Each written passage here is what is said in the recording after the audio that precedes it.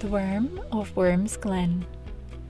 Hundreds of years ago, in what is called Worm's Glen, near the village of Linton in Roxburghshire, not far from the English border, a huge serpent lived in a hole in the side of the hill. It was 3 or 4 yards long, thicker than a man's leg, with a head in proportion to the size of its body. Its colouring was like that of an adder, with zigzag markings from head to the tip of tail. For poisonous snakes bear the letter V for venomous. It lived in a tunnel-like den, which fitted its body exactly. From the mouth of this, each morning at sunrise, and each evening at sunset, it would emerge in search of its prey. The people of the district had fled, some to Jedburgh, taking what cattle and sheep were left, for no animal was safe within reach of its greedy fangs. The country all round was left deserted and desolate. Some of the more adventurous men of the neighbourhood had attempted to kill it, but without success. When they tried shooting it with bow and arrows, these merely glanced off its hard scales. It was a sore task to get near enough to take aim with spears, but even these did little harm to it. A certain young man called John Somerville, who was in England at the time, was told about the dreadful creature and made up his mind to do what he could to rid the district of this terrible pest. When he arrived in Scotland, he heard all kinds of strange rumours about it, some true, but most of them grossly exaggerated. To make sure of the facts, he went off to see the creature for himself and study its ways. Lying in some bushes, he watched it slowly pulling itself out of its hole.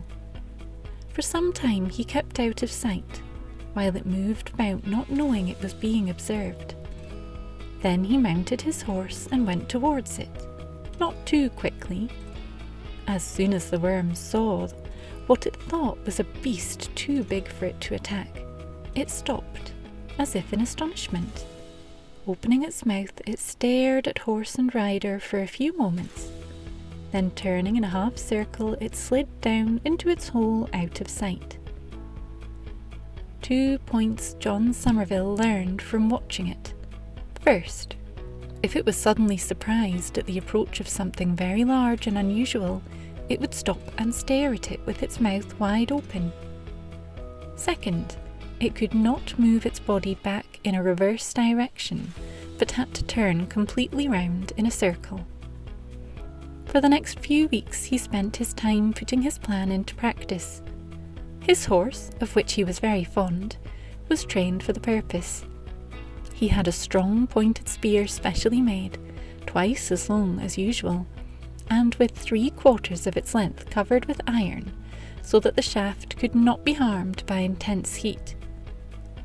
For some time the people saw him practicing with this spear, and putting his horse through the actions of galloping towards an object at which he was aiming it. When news went round that he was going to kill the worm, they thought he was mad. But he paid no attention to their remarks, for his mind was made up that the countryside must be saved from this evil scourge, and he made his plans accordingly. Next, he had a ring attached to the end of the spear, so made that a peat could be safely carried in it without falling out. Nobody was courageous enough to step forward and offer to help him, so he had to pay a man a large sum of money for his assistance. He finally trained his horse to be used to seeing and burning turf in front, and not to take fright when the smoke went in his eyes, and the pungent smell of the peat pricked his nostrils. At last the great day arrived. Crowds of spectators were up before dawn, some ridiculing and sneering, some hoping that the brave young man would come to no harm. Everything was in readiness, and John Somerville was waiting patiently on horseback for the worm to leave its hole. His spear was in his hand, and a man was ready, at a signal, to put a light to the peat. all went according to plan. Even the weather was in his favour, for the morning broke bright and clear, only enough breeze blowing to fan the peat alight. At the expected time the head of the great worm appeared through the black opening, slipping bit by bit into view.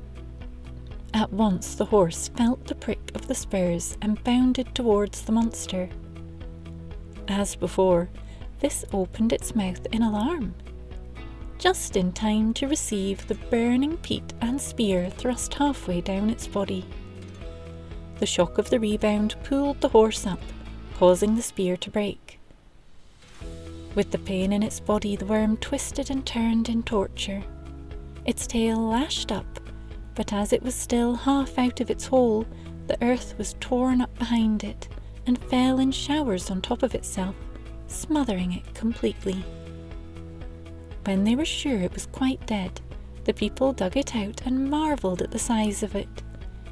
News of the exploit reached the king, who rewarded John Somerville with a large grant of land in that district, while the people, to commemorate the heroic deed for evermore, caused a stone to be carved depicting the action, and this can still be seen over the doorway of Linton Church.